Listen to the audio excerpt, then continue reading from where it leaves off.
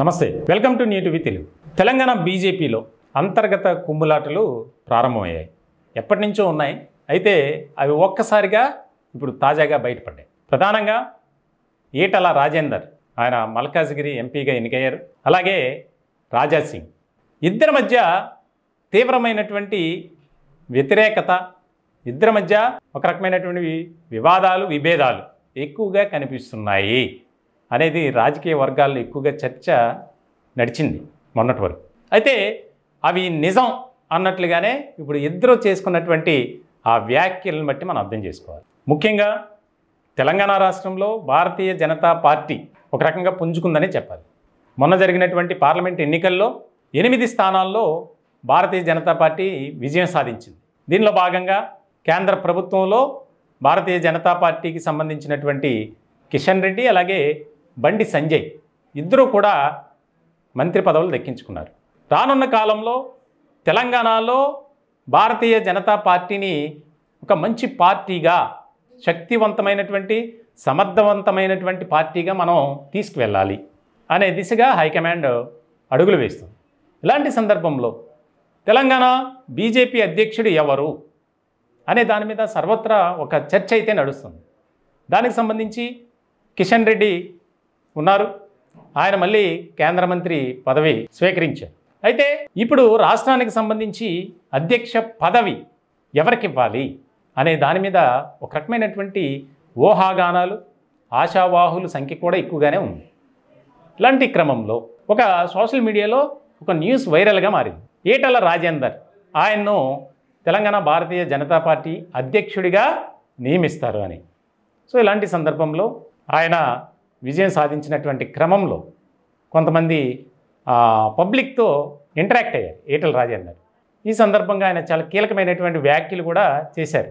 పార్టీలో సీనియర్లు, జూనియర్లు అని కాకుండా పార్టీలో ఉన్నటువంటి వారంతా కలిసి ఐక్యంగా పనిచేస్తే మరింతగా పార్టీ అభివృద్ధి చెందుతుంది అని ఇంకా కొన్ని వ్యాఖ్యలు చేశారు.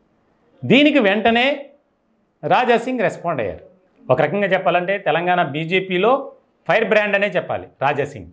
ఇటువంటి క్రమంలో ఈ మధ్య తెలంగాణ బీజేపీ అధ్యక్షుడిని మారుస్తారు, వేరే వారికి అవకాశం ఇస్తున్నారు అని తెలుస్తుంది, ప్రచారం జరుగుతుంది.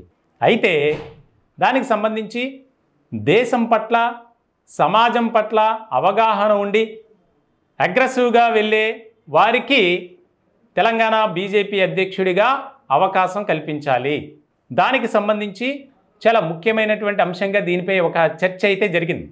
అయితే రాజా సింగ్ చేసినటువంటి వ్యాఖ్యలు ఏవైతే ఉన్నాయో ఎక్కడా కూడా ఈటల రాజేందర్ పేరును ప్రస్తావించలా. కానీ ఆయన మాట్లాడిన తీరు చూస్తే కనుక ఖచ్చితంగా తెలంగాణ బీజేపీ అధ్యక్షుడిగా ఈటల రాజేందర్ను మేము అంగీకరించట్లేదు, దానికి సంబంధించి అవసరమైతే మేము కేంద్రానికి, అంటే ఆయన ఎక్కడ కూడా ఈటల రాజేందర్ పేరు చెప్పలా. సమాజం పట్ల, దేశం పట్ల అవగాహన ఉండాలి. ప్రతిపక్ష పార్టీల్లో ముఖ్యంగా ఇతర పార్టీలను, ఆ నాయకులను ఎదుర్కొనే శక్తి, సమర్థత కలిగినటువంటి నాయకుడికే అధ్యక్షుడిగా బాధ్యతలు ఇవ్వాలి అనేది ఇప్పుడు తెలంగాణ రాజకీయ వర్గాల్లో ఒక చర్చ జరుగుతుంది.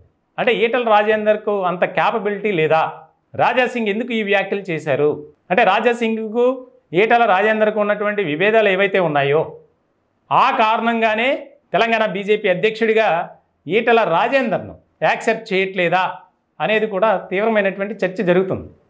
మొత్తానికి గతంలో జరిగినటువంటి ఎన్నికల్లో కాంగ్రెస్ 8 స్థానాల్లో, భారతీయ జనతా పార్టీ 8 స్థానాల్లో, 17 పార్లమెంటు స్థానాలు ఉన్నాయి తెలంగాణలో, 1 స్థానం ఎంఐఎం. ఇంకొక ట్విస్ట్ ఏంటంటే బీఆర్ఎస్కు కనీసం 1 సీటు కూడా రాల. బీఆర్ఎస్ గెలుస్తుంది పక్కాగా అనుకున్న చోట భారతీయ జనతా పార్టీ అభ్యర్థులు గెలిచారు.